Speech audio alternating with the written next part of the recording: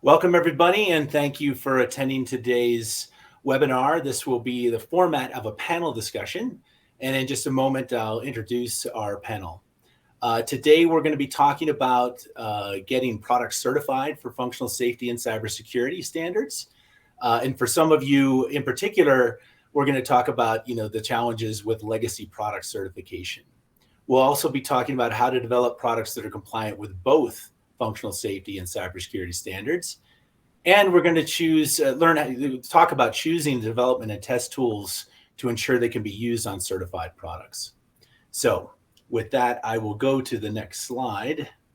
And it's my pleasure to introduce a really fantastic panel here today. There we go.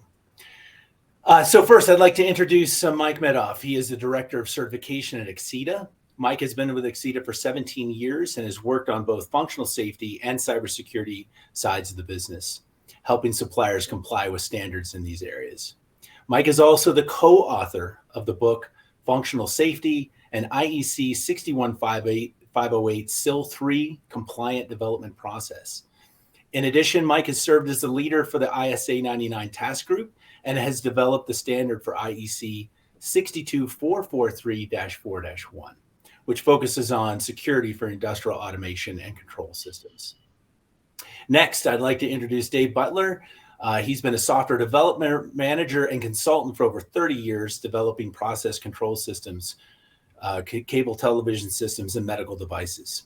As a senior safety engineer at Exida, Dave has spent the last 10 years assessing OEM products and systems, including things like transmitters and sensors and PLCs and SOCs, smart switches, and many more. He has been focused on devices for compliance with requirements such as 61508, 26262, 62443, and others. Ted Stewart is with us today. He is a program development and compliance manager with Exida. In this role, Ted works with product suppliers to help them comply with various functional safety and cybersecurity standards. Previously working for both Lockheed Martin and Harris, he developed 10 plus years experience of expertise in safety and high availability automation systems, manufacturing, and lean process improvement. And then finally, we're honored to have a stand-in. Ricardo Camacho was ill today, and in his stead is Mirek Zielinski. Mirek is the Director of Product Management at Parasoft for over 2 decades. During that time, he has led our C team on the prioritization of strategic direction and features for our safety critical tools. He's also worked very closely with our key customers around the globe, focusing on automotive, industrial controls, medical, and aerospace. His knowledge and challenges of the needs in modern development software workflows for compliance is very diverse. So I'll remind you, I'm going to end the slides now because we're going to actually get to the panel. I'll remind you that you can ask questions today. So there's a little question mark over on your right. I'm assuming, I don't know exactly how the observer display works, but you should be able to ask questions. We will be looking at that. And we will certainly try to address questions that come up from the audience. If we can't get to them, we'll follow up with answers from the panel addressing the questions that you've got. So we've obviously got a few things that we want to talk about, and to maybe get the conversation started, I'll ask the first question, which is, what is the process that for a customer who wants to get certified relating to 26262 or 61508? How do they do that? Let me ask that to the panel. Hey, I'll take that one if that's okay. Sure. So the process is it's pretty basic. Sure, the standards are really technical, and there's a lot of pages to them. But the process is basically you start with the request, right? So if you hear of this thing, if there's some kind of a marketing word, you're like, hey, there's this standard that we learned about. What do we need to do? Simply, for us, you would just send us an email. We'll give you a quick application to just kind of learn, is it a tool? Is it a product? What is it that you're trying to certify? And is it even something that you want to certify? And so before we get into the whole process of going through a proposal, we'll quickly let you know if that's even something you need to be doing, if it's right for your market, your industry, etc. But let's say it is. And so we get to that point, you give us the application, we'll take a look at it, we'll go ahead and put the proposal together. And this is valid regardless of the standard you're looking to do, whether it's ISO 26262, if it's cybersecurity, 62444 or 62443, or even, within the more standard umbrella of IACS 61508. All of these standards go through basically the same process. And so we'll go through it, we'll get your proposal together. If everything looks good, we'll get the purchase order in place. And then all of a sudden, here comes the real process of like, how do I get it certified? And just from a very top level approach, what I'd say is, you always start off with something like a gap analysis or a starting point to say, okay, where are you currently and where do you need to be from a very top level approach? And we do that very early on in the process. That way, we save that time, effort, and money up front, letting you know, hey, is it even possible to get this certified? Or then you really know, like, well, how much work it's going to take to get to your end goal. And so we like to try and identify things very early on in the process. As we go through, there's two different sides of a certification. And like I said, it is slightly different for your standards, but if we just talk very generically, it's kind of the same approach. But you have different sides. Whether we look at the company procedures, and then we'll also look at very product specific requirements. In functional safety, it's all about looking at your hardware, making sure the architecture is correct, then figuring out the failure rates for your product. And cybersecurity gets more into, testing the product, looking for vulnerabilities, etc. But in reality, it's all about making sure you have procedures to have a secure or a reliable product, and then also looking at the hardware to make sure it follows the regiment or the requirements of the standard from a hardware perspective to get you to that end goal. And as soon as you close out all these action items, you get your certificate and you're good to go. So that's kind of the process from a very top level approach. Okay. So audience members. Can I add something to that? Absolutely. Dave, yeah. Just the one thing I wanted to add is that, yeah, as Ted was saying, the process is similar for all the standards. But usually there's two kind of main kinds of analysis. There's like the technical analysis where where we're looking at the design of the product. From a security point of view, we're looking for security weaknesses. From a safety point of view, we're looking for, we're doing failure analysis, FMEAs, FMEDAs, those sort of things. And then there's as Ted was mentioned, then there's like a big part of all these standards is not just do you have like the capabilities in your product and the design, but how did you develop it? And so these certifications spend a good amount of time looking at like the process you use to develop your products, and they're all very similar. Like they all have similar requirements, but looking at that, and it looks at the entire life cycle too. From requirements to design all the way into the support, maintenance, and the ultimate retirement of the product. Excellent. Okay. I see that we've got a question from the audience about 62304. It's actually a good time for me I'm going to pull up a poll. Let's see if I can make this go. I'm going to start a poll. Hopefully on your screen, you may still see us, but you may also see a poll. If you take a moment and you can click on, I think it will let you do multiple, but if it doesn't, maybe you pick the standard, which is most prevalent for your particular needs, so we have some understanding of who's with us today. But to continue the conversation, what does a company need to look for when choosing tools for development and verification of their products when considering things like 61508 certification?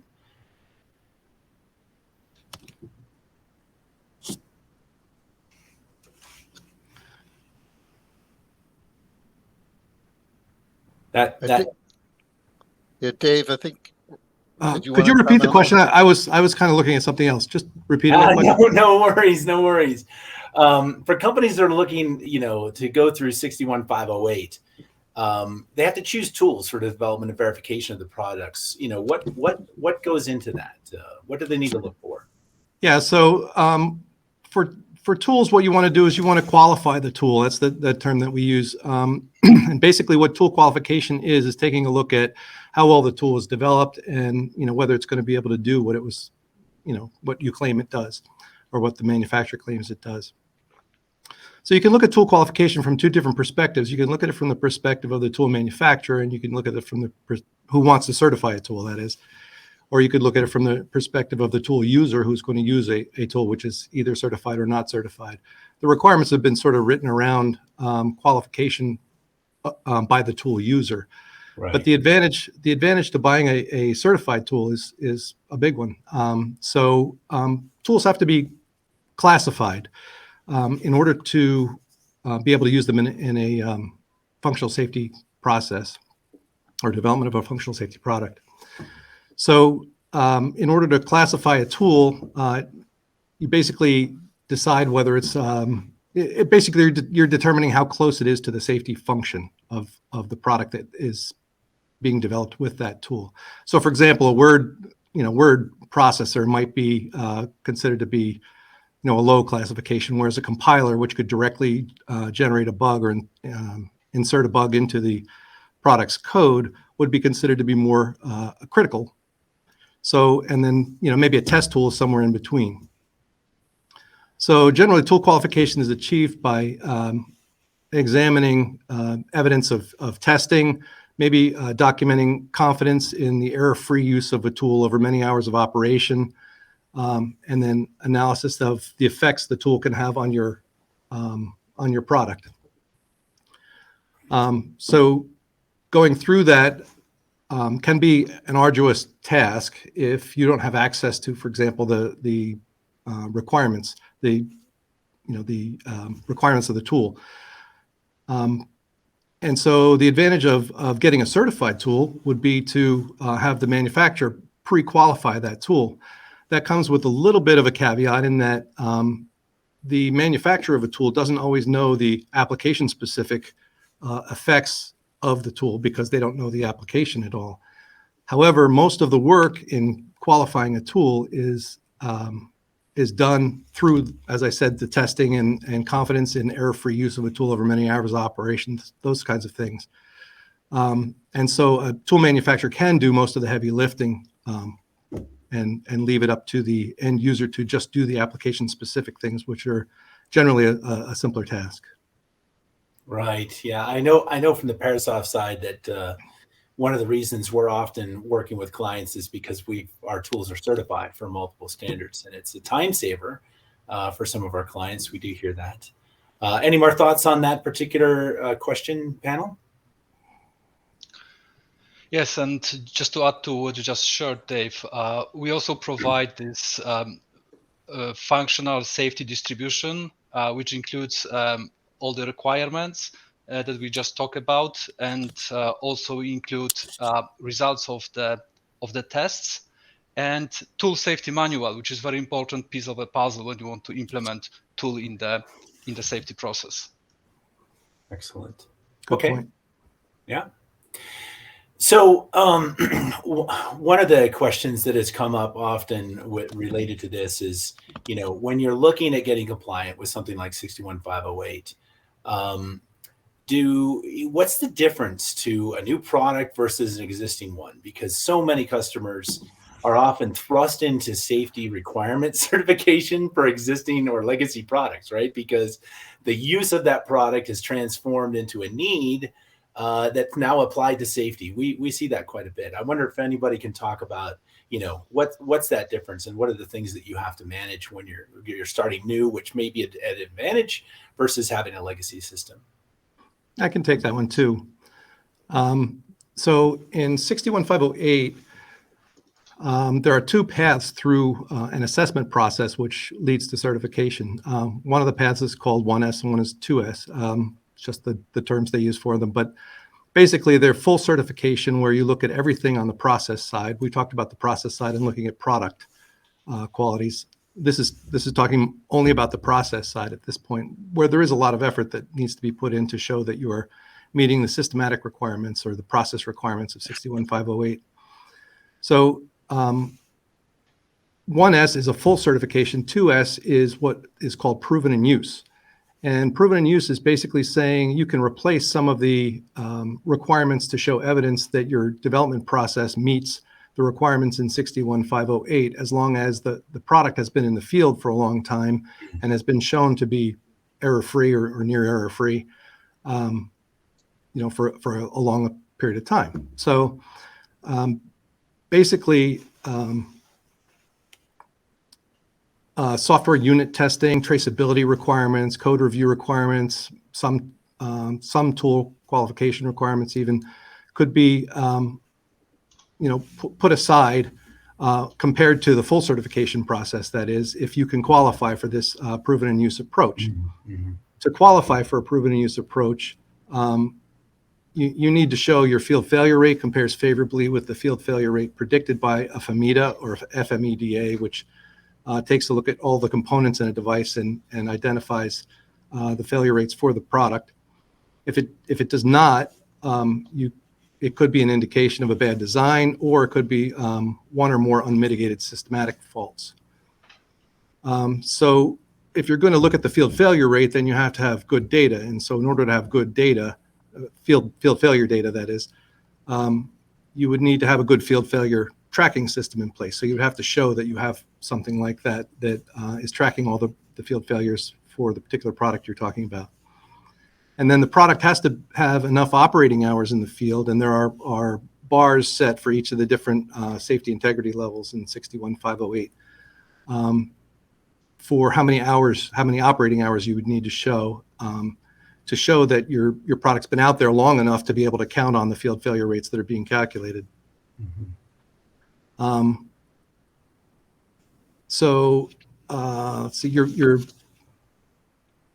would also need to show that your device has been used in the same way during those operating hours, and that the way it's going to be used in the future is basically the way it's been analyzed for your past operating experience. So basically, if you analyze your operating hours and field failure rate, you can get around having to meet some of the requirements at some of the lower level development process phases, let's say, like as I said, coding and design and so forth. Some requirements, of course, would have to be met, and you would have to do some validation testing and things like that. But in general, it can save a lot of time and effort. Excellent. Yeah. So the importance there is, right, it's the assurance. So tracking that data usage, if you've got a history of that product in the field, and you can point back to it and say, look, this has been outstanding. Then you can skip some of that you might otherwise have to do for a brand new product. Is that kind of one of the points? Yeah. Just to add to that, there's just, the standards kind of recognize that there's a lot of value in a product that's been running in the field, and that it's been running reliably. And, if you develop something brand new, it might not be as reliable right away. But this is also a controversial topic, because some people feel like, well, how do you know that you have the right, good field failure data? And that's why Dave kind of emphasized that field failure reporting system is important. So how can you trust that data? And how do you know that the application is exactly the same as previous use? Maybe things are slightly different. And so it's a little bit of a controversial topic, but we at exida do feel that it's really important to consider the field failure, the field history of a device, because that can show a reliable device, and probably even more so than just following a great process when you develop the device. I mean, we think you kind of need to do both, but you really, it's really a valuable aspect when you have a product that's really proven itself like that. Right. I mean, at the end of the day, a field deployment is an endurance test, right? So it's a very valuable data point when considering safety. Excellent. Okay. So team, on the call, I'll give one more minute to the poll, and then I'll end it, and I'll tell you how we're looking. Right now, it looks like 61508 is the clear leader for the attendees, with automotive 26262 being second. So the next question kind of is also another duality, right? When you're looking at teams and they get bombarded with all the kinds of things that are happening today. With 61508, you've got your SIL level compliance for functional safety, and now with IEC 62443, your cybersecurity certification.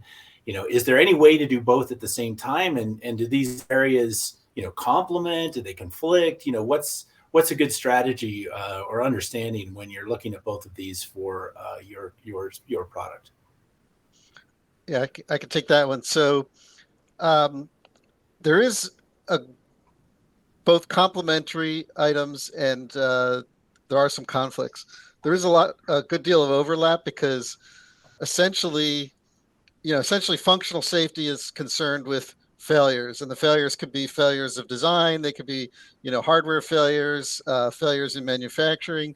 But functional safety is really concerned about minimizing your failures, making your system reliable, and then admitting that, yeah, you're going to have some failures, and making sure that they're safe. If you fail, you're not going to fail in something that's dangerous that leads to an accident.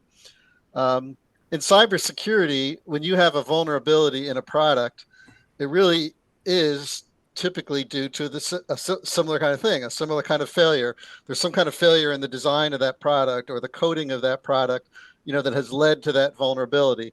And so, obviously there's things in cybersecurity like social engineering, or people not, using great passwords or things like that are, more at the user level.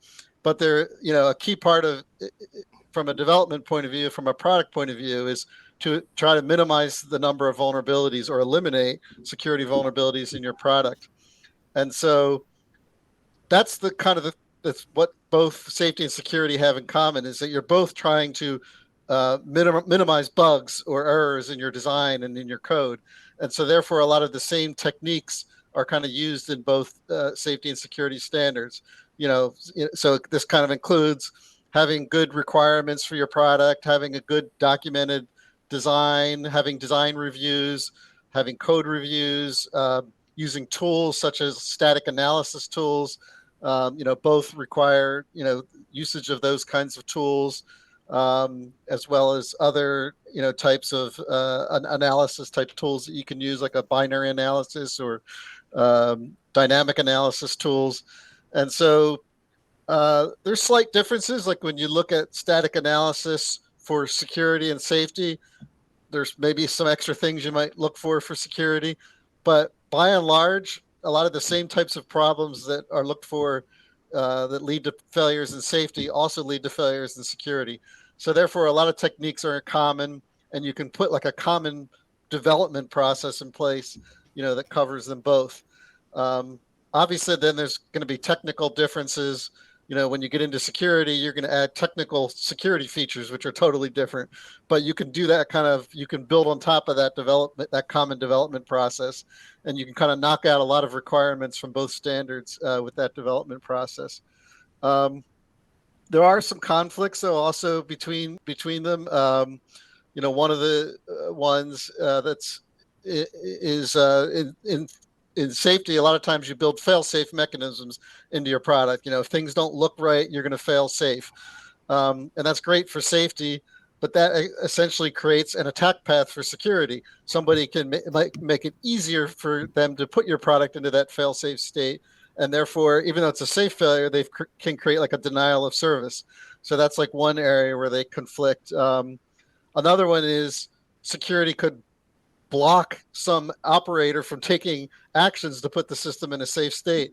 So the operator could be, there could be like a dangerous situation occurring where the operator needs to shut some stuff down, and all of a sudden he's got to enter his password, and he's panicked and he types it wrong, and now all of a sudden it locks him out of the system. So that's another conflict. And the 62443 standards kind of have some requirements specific to that, like, where operators must take safe actions. You can't have security, block them in those cases. So there are conflicts too, but I think the bottom line is that for the most part, a lot of things that you do for safety also, help in security, especially in the whole development lifecycle and development process for the product. Yeah, I know from the Parasoft side, especially for static analysis, when you look at the root things that some of the rules are trying to find in security versus safety, they're common. Like a buffer overrun is a disaster. It doesn't matter from what window you're looking at that, from safety or security, you don't want to have those happen. So I understand with that. But some really great points about, sometimes they're a conflict, right? Because that I think that's a design consideration, right? And that's something where safety teams and security teams need to work hand in hand to resolve those things. So thank you so much. So I entered the poll, everybody. It does look like we're about 58% of folks are interested in 61508, and I apologize. I don't know if you could pick multiple standards. I think it adds up to 100%. I'm not real good at math, so and it looks like 26262 was the second indicator, with some folks from medical as well. So continuing on. Talking about that, what do the teams have to do? And, when they're putting their checks in place and looking at their software development process, what common mistakes do software teams make when it comes to integrating, the testing and compliance in the actual development process?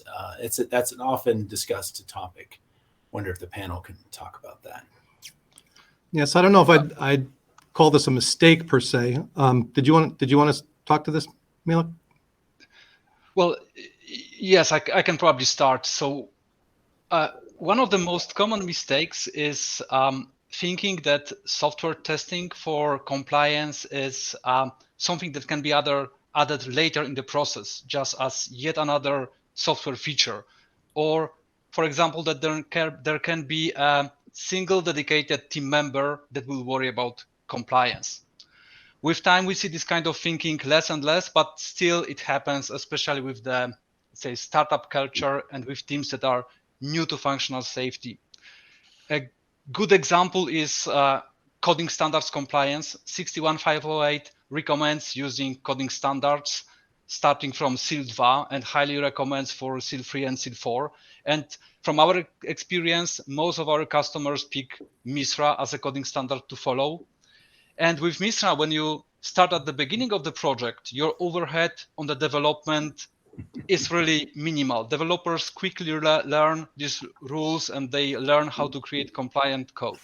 But if you start with MISRA later in the development cycle, you have some software which you need to change, refactor to make it compliant. So your cost becomes considerable. And doing it closer to the end of the project is really asking for trouble. And it's similar with unit testing and code coverage. We constantly have new requests to demonstrate unit test generation capabilities, for example, for NCDC coverage goal. And during these demonstrations, whenever I ask for a context of why team needs this specific functionality, we hear very similar stories. We had focused on product development and requirements implementation, and we neglected unit testing with code coverage. Now we have a customer milestone, and we need to prepare reports showing good-looking numbers for NCDC coverage. And we are hoping to do it automatically. So this is a very common situation. So going back to original question, I'd say that thinking of software testing and standards compliance, which also includes interactions with assessor as something that can be added later in the project, is probably still the sin number one. Okay. All right, team. We're coming up about the time that we were hoping to wrap up, so we can keep our commitment to you. I know I personally hate when these kinds of things run really long. We're getting some great questions, though. We could probably go on for another half hour. Maybe at this point, what I'll do is the team, the panel. I'm assuming you guys can all see the questions that are coming in. If there's any that you want to pick off real quick, let's give a few more minutes, and then we'll look to wrap up our discussion today. And as I said earlier, for those of you that have asked the questions, there's some great questions here. We will certainly follow up to those questions to those participating today. So, panel, do you want to pick any of those off real quick and help us do a wrap up? There's one question I could talk about. It talks about like how long does certification take? And this was the specific question was for an ISO 26262 ASIL D product. And the thing about that is it's very much dependent kind of on where you are when the process starts. As Ted was mentioning in the beginning, like typically we start with a gap analysis, and some customers come to us and they say, hey, we've heard of this standard. We need to comply with it, but we don't know anything about what it means. And they might have huge gaps, because they haven't looked at it. And then other people come to us and they say, yeah, we know the standard, we've analyzed ourselves and we think we've eliminated all the gaps. So obviously you could imagine it would take, widely different amounts of time depending on where your starting point is. And, different companies just kind of approach this in different ways. But I would also say, could I just also add to that real quick? Yeah. I would also say that for a company that has multiple products that they want to get certified, their first one will take a lot longer than their second one. Will probably take a little bit longer than their third one, and so on. That is, that's a great point. But I would say if you're kind of coming in fully prepared and you've kind of, know the whole standard and stuff, maybe it's something that can occur within like 2 to 3 months. It still takes a while to kind of get through it all. But if you haven't done it before and there's learning and there's gaps and things like that, it could definitely take 6 months or, even longer. And sometimes we'll work with a company and then we'll identify some issues and then we don't hear from them for like a year because maybe they're working on the issues, but maybe also they got diverted. Sometimes it's not always their top priority. Some people, it does take, it can take a long time, but so it really depends on how much time you can dedicate to it. But hopefully that answers the question, at least gives you a feel for what it might be. Yeah, I'm sure everybody is looking at that question and realizes it's a pretty diverse topic. We've got a client who does SIL 2 certification for 61508 for robots that are used globally. And, their average pace, if things are going well, is about 6 months to get that certification, right? So in automotive, especially with ASIL D, it was ASIL D, right? So you're getting MCDC coverage on your safety critical components on target. That's going to take some time. It's probably, I would just, if I were just to give an answer based on my experience, I'd say it's a year or more. Depending on what you're starting with, as Dave pointed out. Like it depends on if this is your first time going to do it. Think what the long case would be and probably double it. that's Dave Haug's advice. It does take time, right? There's a lot of things to cover. All right. Any other thoughts or final questions that we want to address, and maybe we can wrap up? I could address the one that says, "What's the difference between a FUSA assessment?" FUSA meaning functional safety, for those that might not know. Assessment and audit. So what's the difference between the terms assessment and audit? So this could be debatable, but my perception is that an assessment is when you're looking at the procedures, and an audit is when you're looking at the results of following those procedures. So in other words, the development work products like a design specification or a test plan, something like that. So the assessment is basically taking a look at the systematic side, and the audit is making sure that you're following those procedures that came out of the systematic assessment of your process. But I would add to that also that an audit is kind of more just making sure that all the documents are there, kind of, if you will. Whereas an assessment also is a little more like there's more judgment involved, where the assessor is kind of saying that yes, you've met the requirements for this to be safe.